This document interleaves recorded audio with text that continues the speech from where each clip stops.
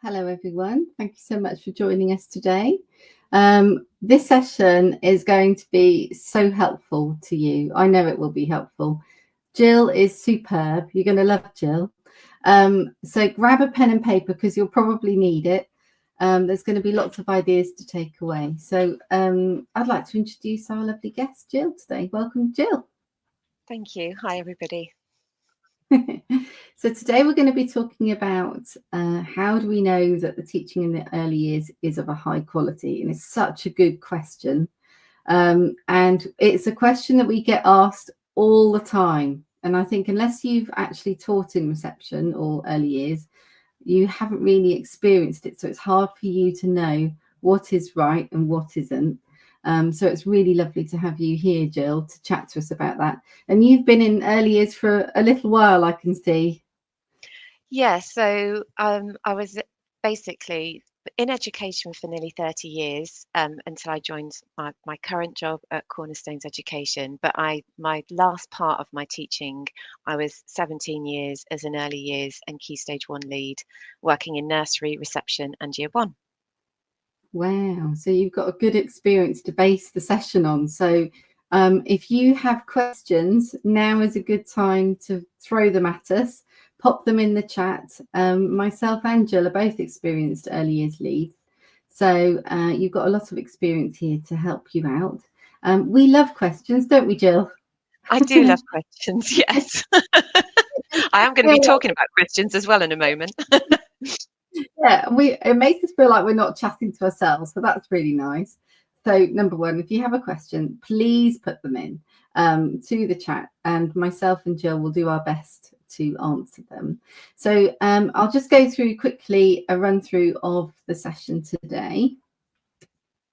It'll be about just under an hour-ish, about an hour-ish. Is that right, Gill? About that? Yes, maybe just under, yeah. Yeah, so we're going to start off with our welcome, which we've just done, where we've introduced the lovely Gill.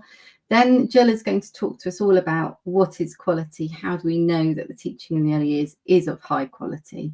And then at the end of the session, there'll be opportunities for you to find out a little bit more. We've got some further reading for you to do, for example.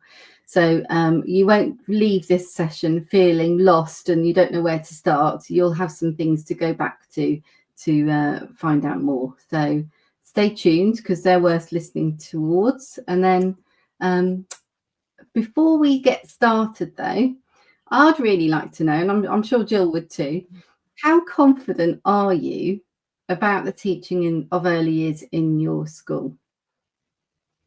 Just have a little think, are you feeling, yeah, I know exactly what high quality teaching in the early years is. So if that's you, then you're 5. If you're not feeling confident at all, then maybe you're only a 1. So you can either put that in the chat and tell us, or think to yourself, where are you starting from? Because this will help you reflect on maybe you're not as bad as you think you are. Maybe you actually do need some more support, and that's an area you want to develop. And this is a good step towards that. Or maybe you're kind of in the middle and you're not sure where you are. So have a little think. Put it in the chat. We'd love to see. If not, keep it to yourself. So I'm going to hand over to Gill. And I'm going to allow Gill to share her screen. And then I'll see you guys in a little while. Is that okay, Gill? Yes. So I'm sorry. I thought you said you were going to share it. Do I need to click on my? Yeah. So here it comes. Thank you. Perfect. Right. So I have introduced myself a little bit. So you can see that I've worked in early years for a long time. I also worked for Devon Primary Skit as an early years course lead. So early years has been my passion for a long time. And I now currently work for Cornerstones Education as a senior curriculum advisor and their early years advisor as well. So what we're going to be looking at today is, what does high quality teaching and learning in the early years actually look like? And it's a huge question. and hopefully this webinar is going to provide some clarity around some of the different forms of teaching in the early years and how they all contribute to outstanding learning experiences for children. Now, if you're used to observing teaching in older year groups, or maybe your own teaching experience was in Key Stage 2, sometimes stepping into an early years environment can seem a little bit overwhelming. Early years teachers, as with all teachers, are very passionate about their approach to teaching and learning, and they often have unique pedagogical approaches to this. It's important to understand that there's no one right way in early years. So you might have come from a school which is possibly quite formal in its approach to learning, to a school where it's very play-based. There are lots of different ways in which teaching pedagogies can look like in early years teaching. Sometimes they will be quite formal with lots of adult-led and adult-directed tasks. Other times it might be very much in the moment planning and learning, playing alongside the children. Often there's a balance of those two approaches, but there's no one right way. And again, that can make things seem quite tricky. You're going to hear terms like enhanced provision, continuous provision, in the moment teaching. And those sorts of, if you're not familiar with them, they can feel overwhelming. Every early years environment is different, and the way it's set up as well. And you are going to have strong skills in observing teaching and learning and the quality of teaching and learning across the school. And when you step into an early years setting, it might feel tempting to maybe look at some of those more formal approaches to learning, like a phonics session. But in an early years classroom, formal teaching like that might only take a maximum of 20% of a child's day, and the further 80% might be done in different ways. So I think for me, observing those other ways, observing play, is really, really powerful. And we're going to focus on this as we go through the webinar. But I thought before we did that, it might be helpful to look at some of the really key elements of early years teaching and learning, the continuous and enhanced provision. So I don't know how familiar you are with those terms, but I'm just going to break them down a little bit. Continuous provision. This refers to the resources and activities that are always available for children to explore and use independently. These are areas in your early years environment that you might feel familiar with, like the construction area, maybe the sand and water tray, maybe a Play-Doh station, for example. And these areas provide familiarity and consistency for children so that they feel confident to go and use the resources within them to develop their creativity, their decision making and problem solving skills. It's what's available all the time, and especially in the absence of an adult. So what is the enhanced provision? So simply put, this is the extra resources that we add to the continuous provision to support specific learning goals, or maybe spark interest for children, or link to gaps in development for them. And the beauty of the enhanced provision is that it's really flexible, and it allows children, it adapts to children's needs and their curiosity and their developmental gaps. I'm going to explain it with a simple example, looking at the sand tray. So the sand tray is part of your continuous provision. It's there all the time for children to explore, but how we resource it is going to make all the difference to what children will actually learn when they're accessing that provision. So we might add cups and spoons to dry sand to enhance the provision by introducing the concept of capacity, and encourage the children to compare, pour, tip, and sort of experiment with volume. It might be that you've noticed that your children are really interested in imaginative storytelling, and they sort of like maybe need to develop their communication skills or their PSED. In which case we might add something like trucks and diggers to damp sand along with gravel. And then the children are going to sort of like have that opportunity to develop small world play, communicate with each other, and maybe share resources. It might be that the children are really enjoying using buckets and spades and making sandcastles, but we want to add more challenge to that provision because the children are coming to the end of their reception year, in which case we might add things like shells, beads and sequins so that the children can start maybe making patterns on the outside of the sandcastles. And that's a fun way to sort of like develop mathematical reasoning.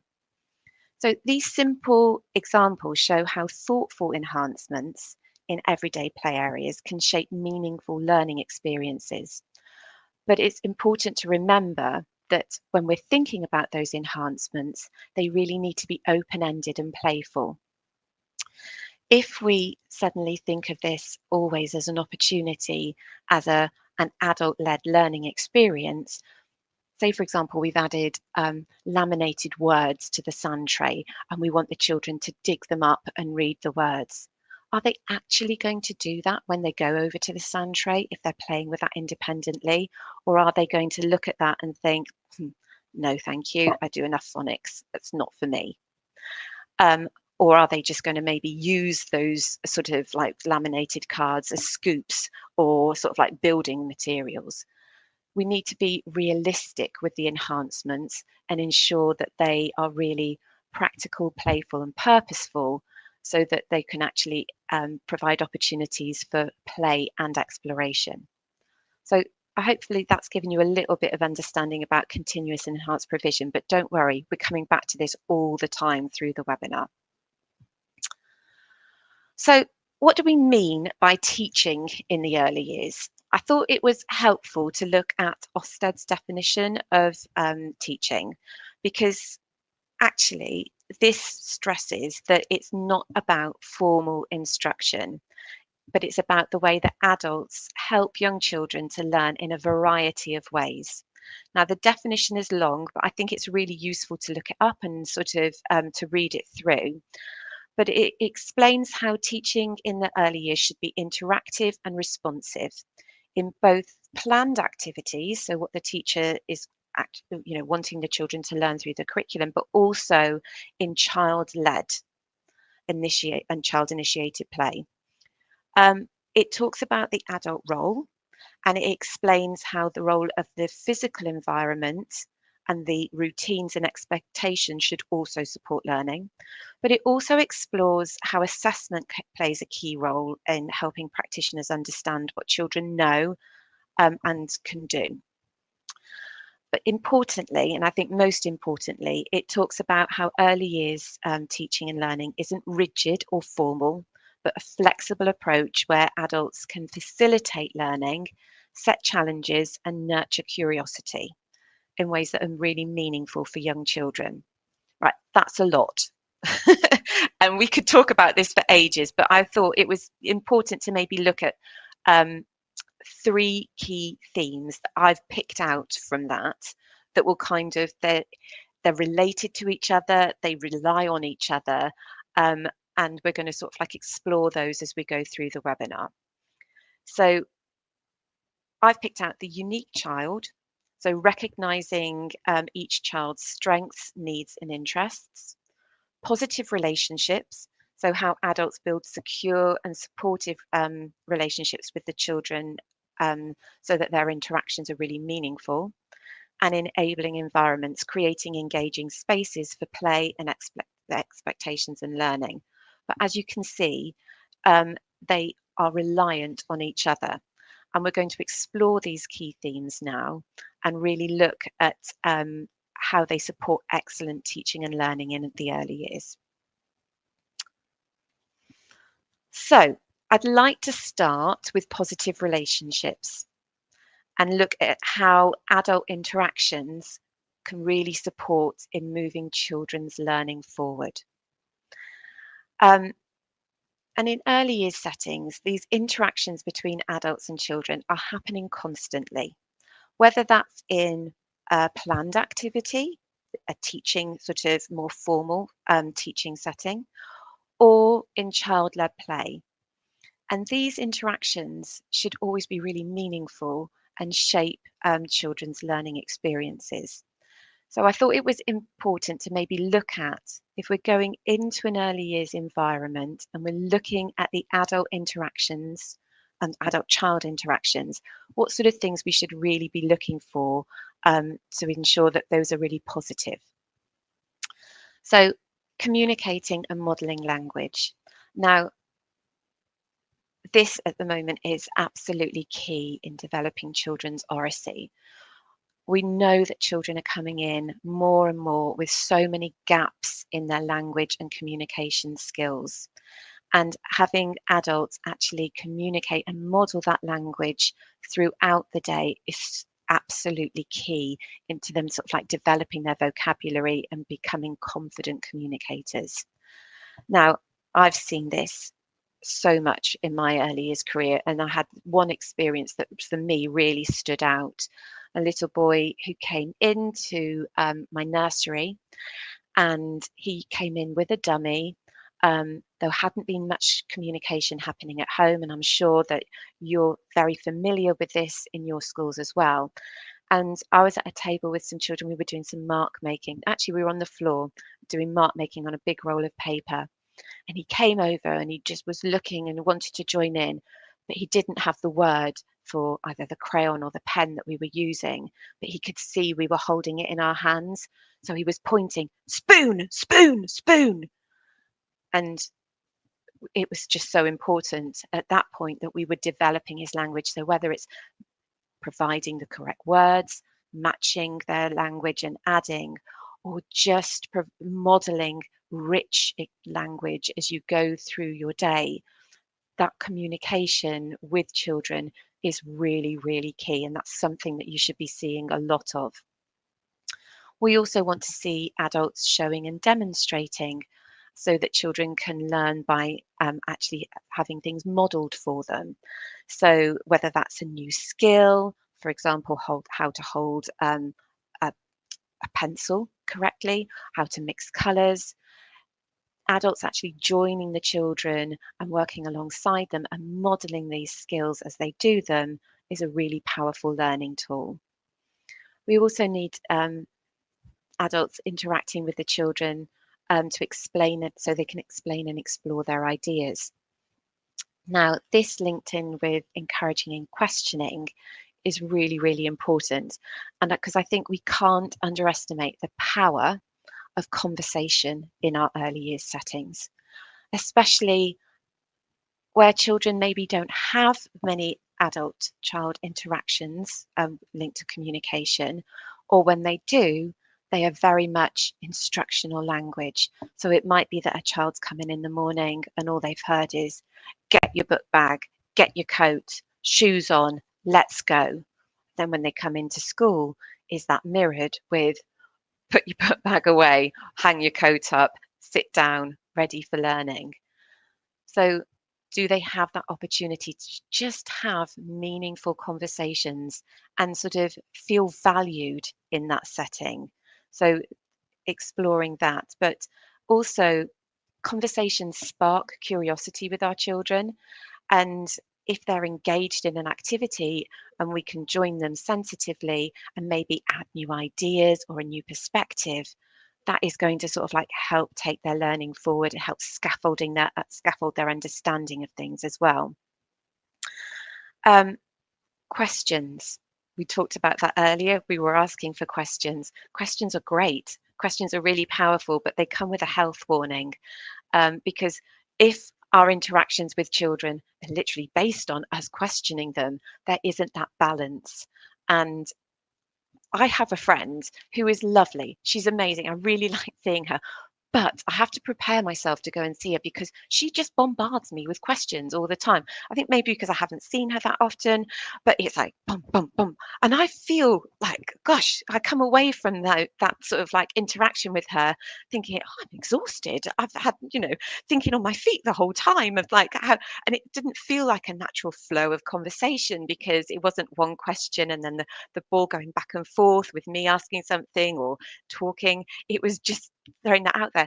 And again, how often do we see that in maybe sometimes with early years people who are trying to find out about what the children know or sort of engage them in what they're doing.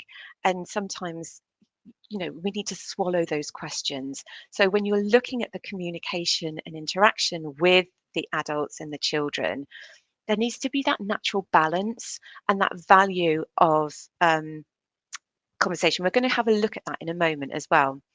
Um, so, but when questions are powerful, especially open-ended ones that are going to develop problem solving, for example. So, what do you think will happen next? Great. But if we're just sort of like bombarding children with questions, are they just going to shy away and move away to something different?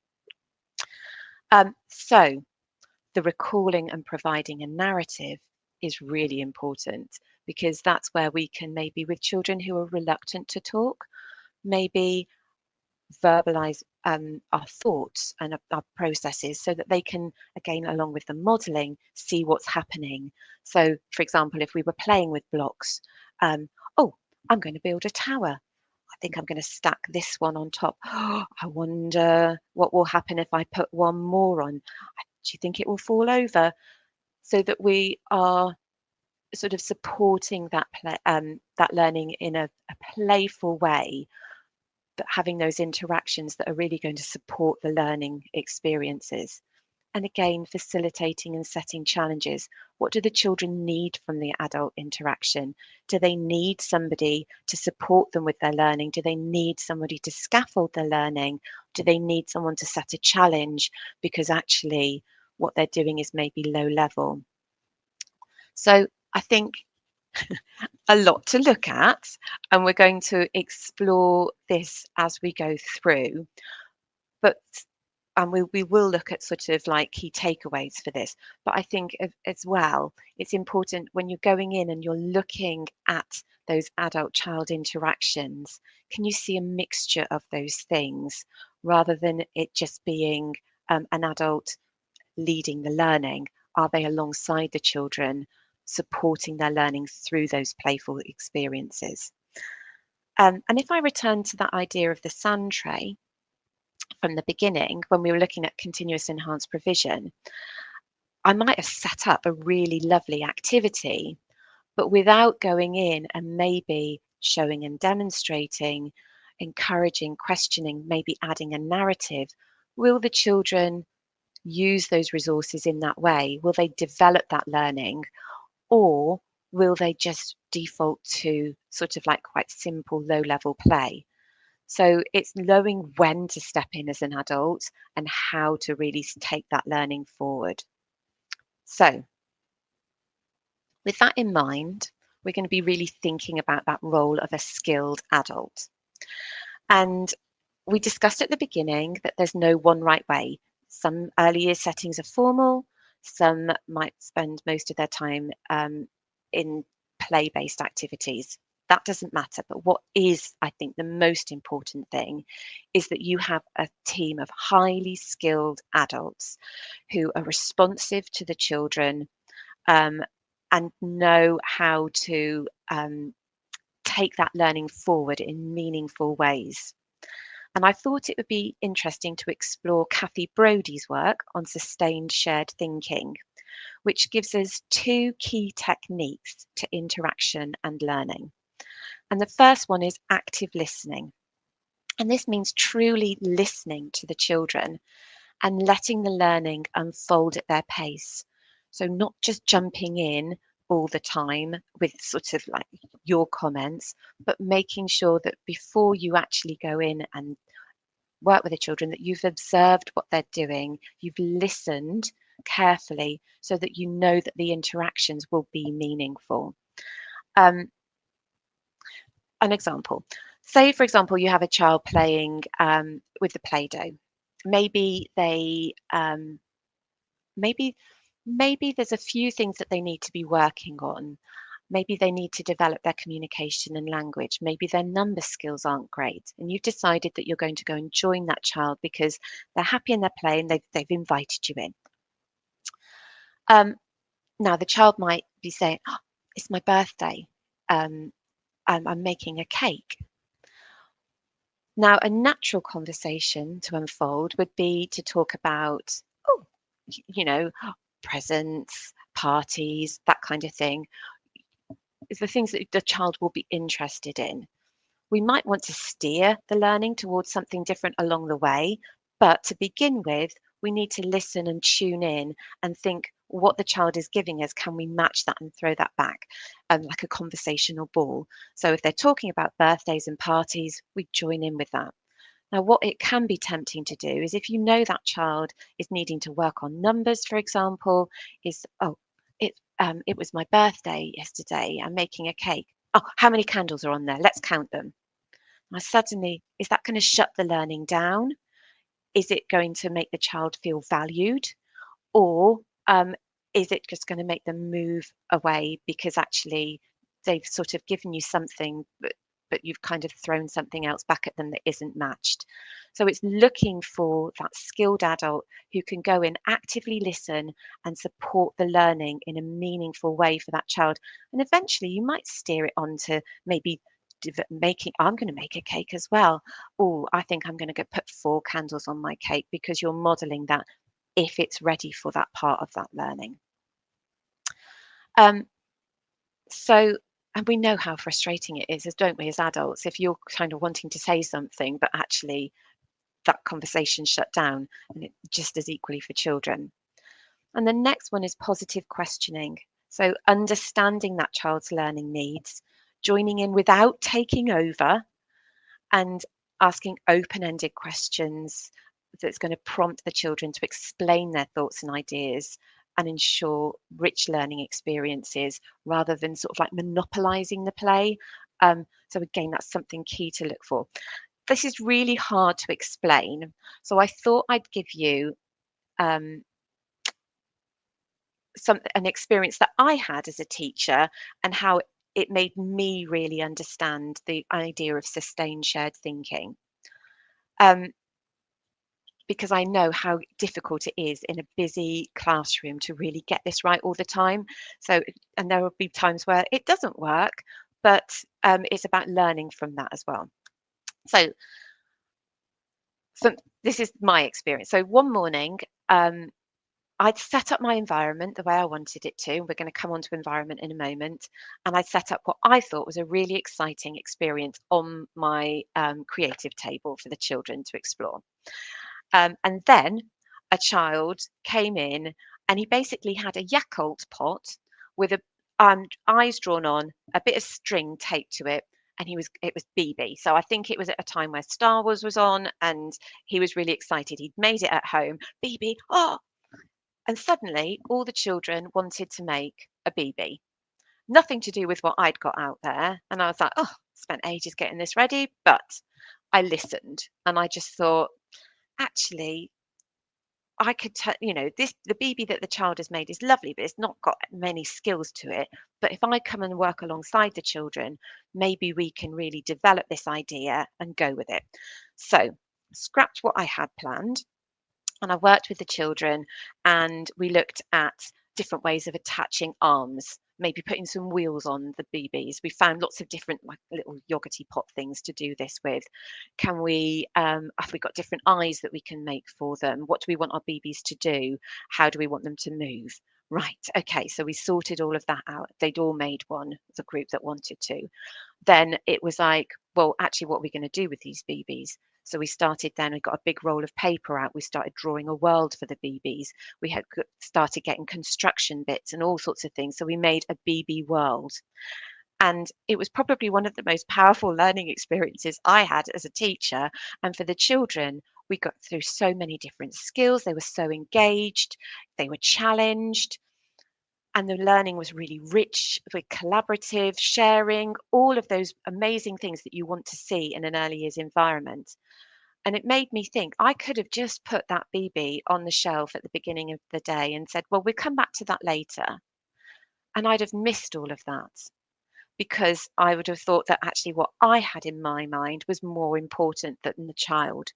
But by actively listening and responding positively with questions and sort of like just, letting the learning flow, it made the children feel involved in their learning.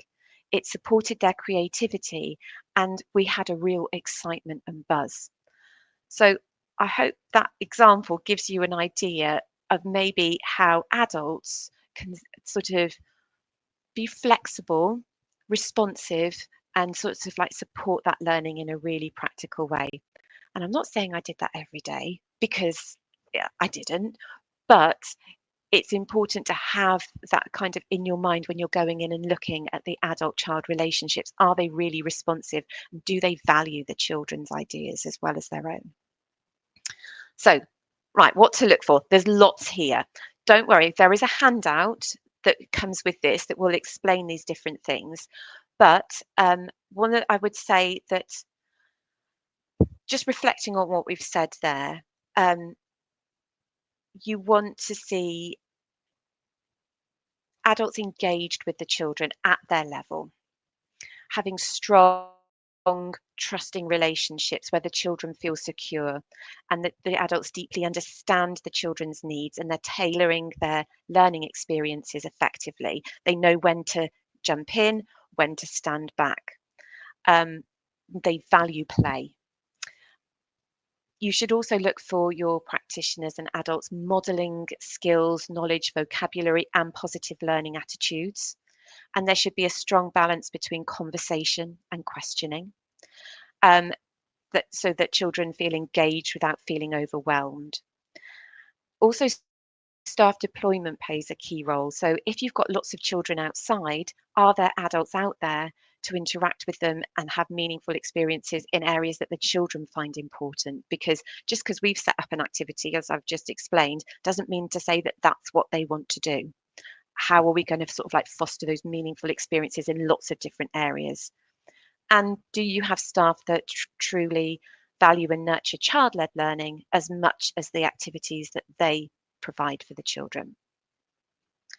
So, in a nutshell, thoughtful adult interactions are going to create rich, playful, and supportive learning environment, and they're going to help children build confidence, curiosity, and independence. And when adults engage meaningfully with the children, they're going to thrive and have that chance to take ownership of their learning. So, let's move on to enabling environments. So as we saw, like we've already seen that kind of interconnection, haven't we, between the environment, the practitioner, etc. And for me, early years environments should be intentionally designed, and there should be a level of challenge and engagement for all children. And it should evolve based on their interests, developmental needs, and curriculum themes if you've got them. So as we explored before, the continuous provision is going to remain the same, but the enhanced provision is going to adapt constantly to fill gaps in learning and extend children's thinking. And a well-planned environment is going to change throughout the year, definitely, throughout a term, yes, throughout a week, possibly, and even throughout a day. And a good example of this, well, is that the BB thing, where my environment changed that day, but also in my experience, transition at the end of a reception year when the new nursery children come in. For me, I had to completely redesign my classroom every year for transition. And that showed me that the enhancements and the level of challenge that I had in my provision was working for my reception children. And that was great because I could see the progress that they'd made. It just wasn't relevant for my nursery children coming in. So, for example, in my workshop area, which was available all the time with junk modelling, etc. At the beginning of the year, I had glue sticks and tape for joining. By the end of the year, we had split pins, hole punches, little double-sided tape, little sticky buds, because they had developed those skills, we'd modelled them, we'd moved on. But that wasn't relevant for the nursery children coming in. They needed it to be simpler. In my construction area, we'd started off the year maybe with sort of wooden blocks, Mobilo, simple construction. By the end of the year, we had fiddly Lego, and the children were building amazing models with that. So it's about seeing that how the environment adapts as we go through. And I don't think we can talk about enabling environments without referring to the Reggio Emilia philosophy, which looks at the environment as the third teacher, and it plays a really crucial role in child's development alongside adult interactions and their interactions with their peers as well. And spaces should be inviting. They should have rich opportunities for exploration and for children to collaborate and foster curiosity. There might be small spaces for children who feel shy and need or overwhelmed and need a quiet time. And the resources should be carefully chosen to encourage creativity and independent thinking. There should be lots of open-ended resources to spark curiosity. So for example, a wooden block can be anything. It can be a phone, it can be a car, it can be a person. But plastic resources often are what they are. And also when we're thinking about not being prescriptive, when we're thinking about when I go back to that tough tub again, or the sand tray, sorry, are the resources within that open-ended to inspire, so children can use them in lots of different ways, or do they just have one fixed outcome to them, which maybe isn't going to encourage them to go and use them?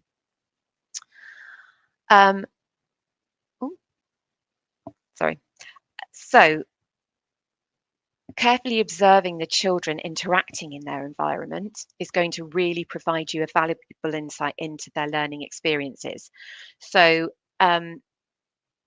if there's an area that children aren't going to, why? You could be thinking, what is it about that area? Is it uninviting? Is it too prescriptive? Have the children not had things modelled carefully enough so they don't know how to use them? Also, if the children keep returning to low-level play within an environment, we ask those same questions. Is there enough challenge for the children? Have they had it modelled effectively? Do they know how to use it? Are the adults interacting effectively with the children to develop the learning? And I know budgets are really tight, and filling every classroom with expensive resources isn't practical or affordable. But enhancements don't have to be expensive. If we think about Reggio, a lot of their resources come from the scrap store, and they go and they just kind of collect lots of different things, but children can reimagine them and repurpose them in ways that are creative and exciting to them. If we look back at the BBs and the Yakult pot, well, it could have been a Yakult pot, it turned into a BB, but those sorts of experiences and the way children reimagine things, that's when we can really spark that curiosity with them. And again, it's about how we add the challenge to that that's the key. So again, this is all on the handout, but what to look for. I think a great way to understand your early years space is to do a learning walk with your early years staff and really get them to explain why the area is designed the way it is, and get them to talk to you about how the area has evolved over time, explain the reasoning behind the different resources, how maybe learning has been scaffolded. If I go back to that kind of workshop area, how the resourcing within that has changed over time. And what you can be looking for is, does the environment encourage independent learning, and has it got appropriate challenges set? Are there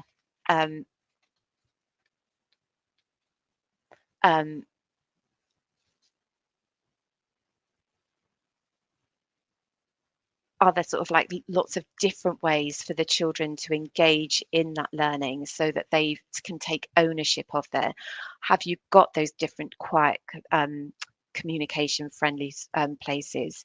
Are the resources playful, practical and purposeful? Coming back to that sand tray again, have we just got something like numbers or words in there and the children aren't using them? And is there that ability for children to be independent and have that challenge? So having that walk around with your early years staff is going to really support them to sort of develop, to explain how the environment is set up the way it is, and how it has evolved over time. And again, making sure that we spend equal amount of time in the outdoor environment as the indoor one. So in summary, a high quality early years environment is constantly evolving. It will integrate continuous and enhanced provision. There'll be lots of rich resources. There'll be a balance of adult-led and child-initiated activities, both indoors and outdoors. And you'll see lots of exploration, learning and active learning as you go through. So let's come on to the unique child. Now, I have linked this with assessment, and the reason I've done that is because that assessment linked to the unique child filters through everything. It's going to identify, help us identify children's strengths and gaps in development and help us remove barriers for learning. It's going to help us understand the children and provide positive interactions with them that's going to, and interactions and challenge at the right level. And it's also, assessment is also going to help us create spaces that foster independence, exploration and engagement in learning. Now, assessment isn't about a tick list of what children can do.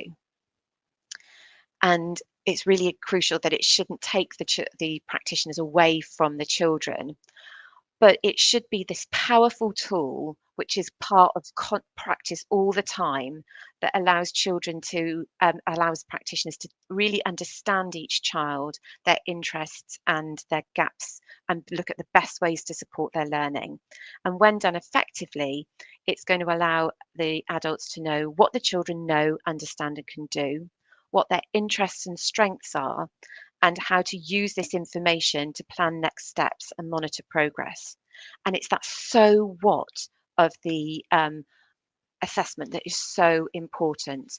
And I think assessment is literally happening all the time in an early years environment. And it's allowing them to address misconceptions in the moment, provide challenge and extend learning. So if we go back again to the adult interactions and that positive relationships, in the moment, they're looking at the child and thinking, what do they need to know? How can I move this learning forward in a positive way that is going to support that child? I'll give you another example. So say, for example, you can see that there are children and they've got some cars out and they're literally just whizzing them up and down, bashing them into walls, bashing them into each other. Low level play that isn't going to really support their learning and development. They're not learning anything by doing that because they've done that lots and lots before. So they know what happens when they do it.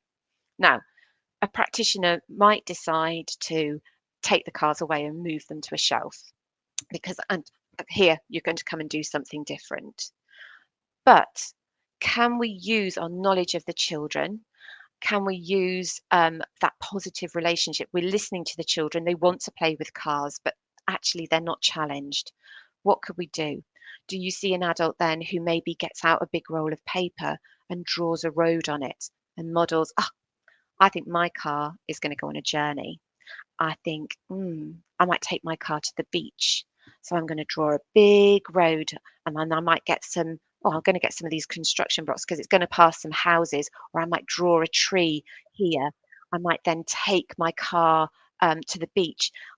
All the different things that you could be doing with that activity, getting the children, as soon as you start modelling that, joining in with them, are they going to join them? Do you want to draw a garage? Are we going to draw a roundabout? What kind of things can we draw? And think about the lovely foundational knowledge that the children will get linked to geography for when they go up into year 1. It might be that they're just really excited about the cars whizzing and being fast. So maybe we could say, I wonder if we can make the car go further. Put a ramp there. Let's get a roll of paper out and see which car goes the furthest. So listening to the children and responding to them to add that level of challenge is going to take that learning further, rather than just letting them know that actually that's not a worthwhile activity. You're going to come and do this. So maybe next time when they're playing with the cars, it's going to spark something different that they might want to do and develop that further. So the key is knowing when to step in and extend the learning without taking over, but also ensuring that the interactions are responsive to the children's interests and their dispositions to learning. And that's an example of assessment linking in with the unique child, positive relationship, and enabling environment. Thinking on the spot, how can I develop that further? And early years learning isn't a straight path, it's not linear. It's like a spider's web of learning going off in different directions. And I think if we get into the trap of setting next steps for children and thinking that the learning has to develop to that all the time, we can miss the point of the how to really develop children in the moment with their playing and their learning, because there's a risk of overlooking valuable real-time learning opportunities to kind of shoehorn something else in. Teacher-led experiences, absolutely fine. You're going to know what you want the children to take from that. This is sort of you're leading that learning. But if you're stepping into where children are leading the learning, it's that knowledge of child development and pedagogy that is going to really support and take that further. So assessment should be flexible and responsive, and shaped by a really deep understanding of each child's needs, interests, strengths. And it should unfold naturally to develop independence, curiosity and meaningful engagement, so that we can really create those capable learners.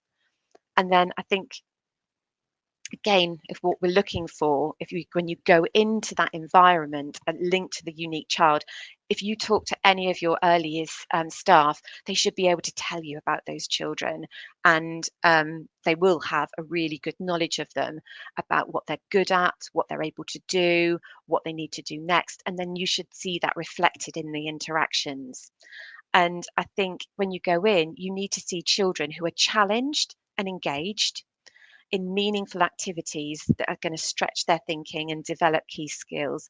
They should be actively exploring, having the chance to lead their own learning, experimenting and asking questions about things. And you should see supportive practitioners who are knowing the children well and guiding their learning experiences to enhance their play and scaffold the learning in meaningful ways. So, in summary, again, it's going to quality assessment in the early years. It's that vital tool for ensuring that teachers and adults can effectively plan children's next steps and support their development and monitor progress, but being meaningful and responsive to children's needs. So, as we conclude the webinar, there's a lot to explore. I'm sure that there will be things that have maybe become clearer, things that maybe have made you have more questions, things that you might want to explore in more depth. But I think the most important thing to remember is there's no one right way. And it's really important to really, every early year setting is unique. And I think it's really important to talk to your early years staff about their approach to learning, about the children, about the design of their environment, so you can really understand how everything is set up to support learning and development. And I think if we keep that in mind, positive relationships, recognizing each child as unique, and creating enabling environments, if we get those three things right, learning and development will happen. And I think for me, those are the key things that will help look at quality teaching and learning in an early years setting. I've got some further reading here, some nice blogs that we have that might be useful for you to look at as we go through. But that's more or less me done, unless we have any questions. Oh, that was fabulous. Thank you so much, Jill. What we'll do is we'll put your links for further reading underneath this training session in the library. So if you want to go back and explore those, you'll know where to find them. That was so helpful, really, really helpful. If you've got any questions, everybody, please put them in the chat. It's really helpful to know kind of how we can help you directly. The whole point is to kind of steer the content towards what you need in your school, because we all have different issues in schools, and it's important that we help to cover those. But Jill, that was so lovely. Thank you so much for sharing all of that with us. That was absolutely brilliant. Thank you. Yeah, I love really. talking early, so there's so much more I could have said, but I just tried to keep it to those 3 key themes. Oh, it's great. And as you say, you know, we could go on about this all day, couldn't we? Early years, it's something you're very passionate about, and so am I. And it's so helpful. And especially if you haven't ever taught in early years, or you don't feel like very confident about it, you know, there's a lot to learn, you know, from early years. So I think that exploring, understanding play with yeah, children is yeah, really hard to get if yeah, you're in that environment, yeah, and understanding the power of children's play and how it can really shape those meaningful experiences. And I think that example for me with the BBs was, yeah, for me, it was like a real turning point for me as a practitioner about actually valuing, mm, not that actually what I have out in the provision, that's the important thing, yeah. because I think sometimes as teachers we can do that, but knowing that actually learning from our children is as valuable as them learning from us. Massively so. And it takes a very skilled adult, as you said, to know when to step in and when to step back. Yeah, Just to and we kind of do need like, to step you know, in. yeah, of course Yeah, you do. Yeah, and it's like, there it's getting the balance, isn't it? Because yeah, like the example with the cars, if you yeah. don't step in with that, there's nothing happening there. No, Just mean, but yeah, with the Play-Doh and the cake, are we getting it right if we yeah, try and switch to a learning opportunity too quickly? We can yes, eventually get there, yeah, but at that point, is that what that child needs? yeah. And that skill takes practice. Huge. You don't instantly get it. So like, you know, if you witness something that you think perhaps could have been slightly different in your setting, it's okay, because these skills take time to build, you know, and you do need time to experiment and practice these sorts of things when you're teaching children. and Completely. and adults shouldn't feel frightened to trust the children, and to trust the direction the children are going in, because that's often where the magic happens. You know, teaching is easy if the Mm, children are engaged, yeah. isn't it? And that's by listening to them and knowing what is going to support them and make them engaged in that learning. Because Yeah, just because we want a child to learn something yeah. doesn't mean they're going to, No, because no no, matter how many especially times in we the do early it. years. Yeah, Yeah. that's right. Yeah, very much so in the early years. You will know if you don't. So thank you so much. So before we finish, I've just got to share some bits with you guys. Thank you so much for being community members, everybody. I hope you're finding it very useful. I just wanted to share what's in the community to help you going forwards. And I've done a screenshot here of the community platform here, and you can see I've got highlighted the DFE tab. In there, we've put some briefing notes on the inspection toolkit for you. And we've also got, bear with, what you need to consider in terms of Ofsted. So that briefing note will go into what Ofsted like to see, and I know Jill's also touched on that, so it's really interesting. And one thing I would like to bring up here, which is quite important to bring up because a lot of schools get confused with this, is that in the early stages of the new academic year, so in September, October time, often schools will pause their phonics teaching until they've done their baseline assessments, or even any teaching until they've done their assessments. But actually, what Ofsted are saying is please do start teaching it is really important that we get going straight away. So that briefing notes is in the community. There's also another briefing notes on the inspection framework for you to have a look at. So there's two. There's one on the early years and one on curriculum quality. So both are worth checking into. And then shall we bring Gill back in? Where's Gill gone? I'm here. Hello, Gill. Oh, sorry, we've had a question. Oh, so lovely. Thank you, Brad. So Brad is a primary head teacher and has recently taken over head of early years. Oh my goodness. No real experience. I feel for you, Brad, honestly.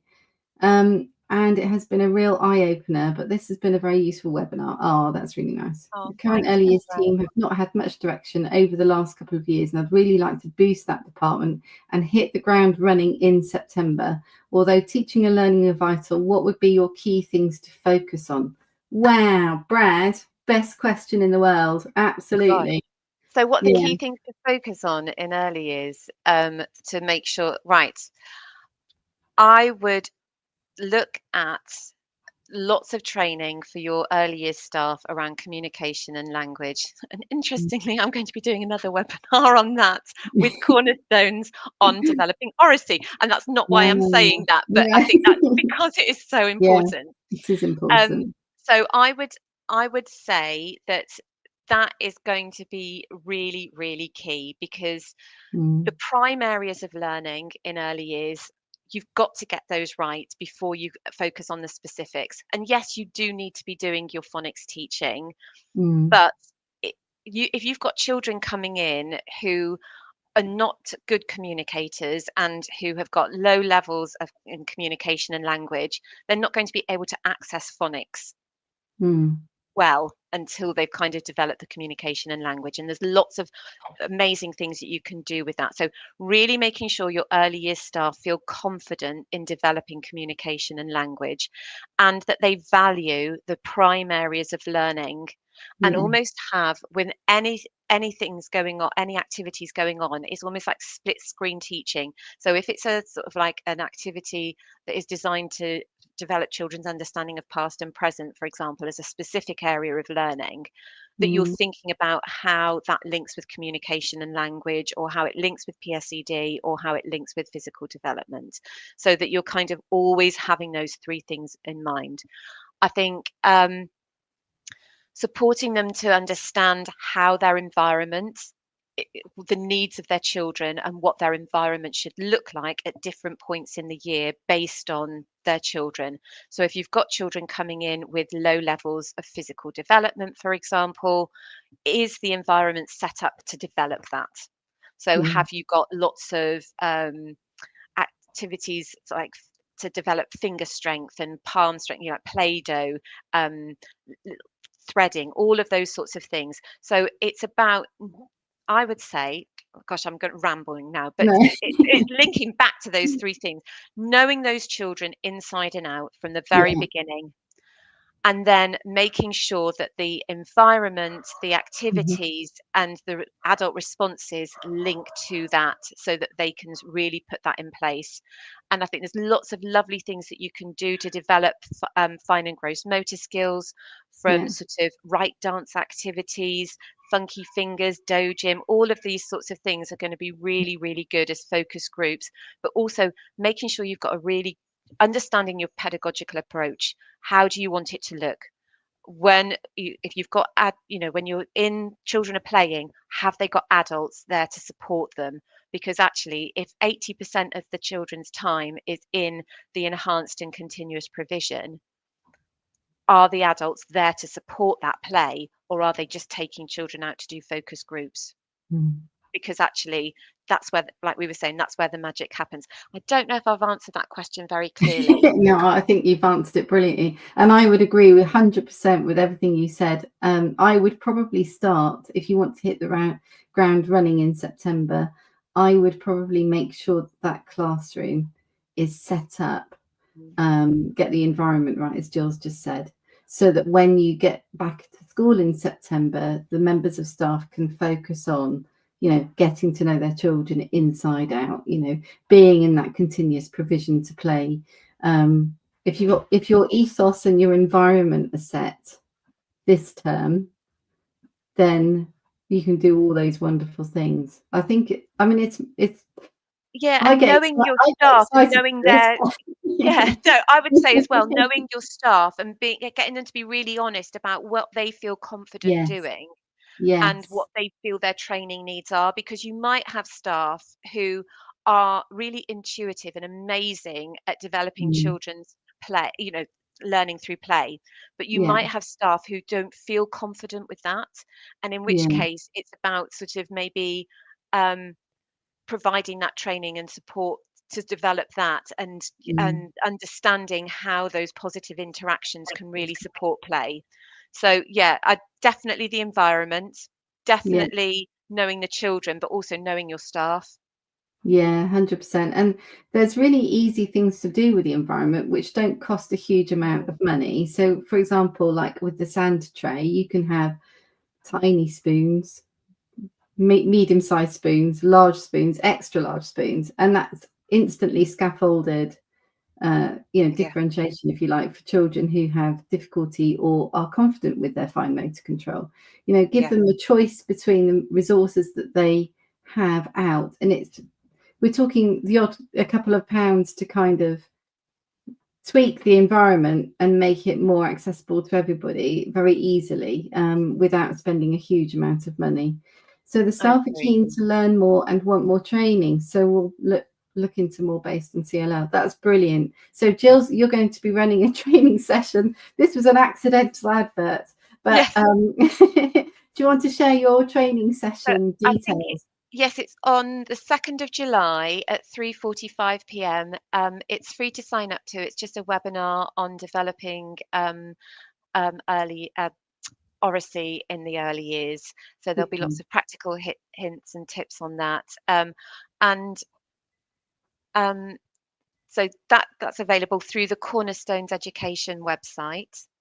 cool.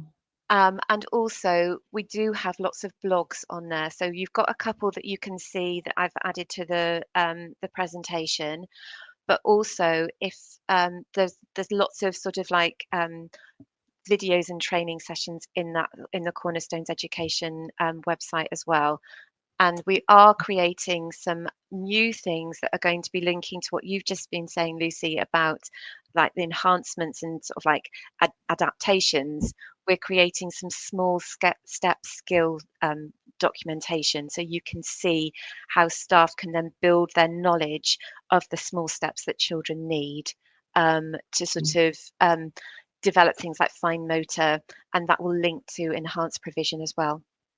Okay, fabulous. That's amazing. You guys do lovely content. I love we're very fond of the Cornerstones content. So I just put your website address there for Cornerstones Thank you. Education. I had a quick look whilst you were chatting. I found the blog. I couldn't see the event, but you guys might be more better at finding it than me I on don't the know. It Cornerstones. might be under webinars, and I could maybe email you the link to that webinar, Yeah. so that you could add that in if you wanted to. I'll try. Super. Thank you so much. So yeah, so you'll send that over. Thank you so much for joining us, Brad. I really appreciate it. So I hope that was helpful. So going back to the beginning then, at the beginning you rated yourselves, put you through the ringer really. You rated yourselves. How confident were you about teaching in the early years foundation stage? Could you give us now a new number? We had lots of 2s and 3s. Do you feel better having had this webinar, or has it raised more questions that you now feel like you need to know the answer to? So are you not confident still, number 1, or are you very confident, number 5? So perhaps put that in the chat. We love to know. And then secondly, if you've got a question and you think, oh, do you know what? I really would like to know the answer to this. You have the opportunity to ask the community. There's over 1,200 leaders now in the school leader platform. So, and they're all fabulous, lovely people who are willing to help. So if you've got a question, all you need to do is head over to community chat and press the add symbol, and then you'll be able to ask a question to the community, and they are, you know, likely to answer, which is really lovely. We'd just like to finish with your feedback. Has this session been helpful to you? Is there anything you'd like us to cover next time? I've already booked Gill. Sorry, Gill. Gill is going to come back and do another session with us. Is there anything you want us to cover? Please put those in the chat. Tell us about the session. If you don't think of it now, you can message me. Find me on the community chat and drop me a message, Lucy Coy, and we'd love to know. We want to know what you need. Tell us what you need, and we'll do the training sessions around that. That's the beauty of this community, is that we can be flexible. It's not stuck, if you like. And then if you've got any questions and you want to get in touch, you can either visit our website, headteacherchat.com, or you can email us, info@headteacherchat.com, or as I said, you can drop us a message via the community. Just find me, I'm Lucy, or you can find Head Teacher Chat. Jonathan and I both answer that one. I answer obviously my ones, Jonathan answers his ones. So please do get in touch, and we hope you found that really helpful. Thank you so much for joining us, Gill. That's not a problem. And I've just been looking at Brad's chat as well, and we do have a continuous enhanced provision list that you can use, and I'll add that to the thing as well. Oh, brilliant. Thank you. So if you send those over to me in a bit, I'll then add them to the recording that goes into the library. So if you need to find the links, they're underneath the recording in the library. So thank you so much, everybody. Thanks for joining us. Have a good day.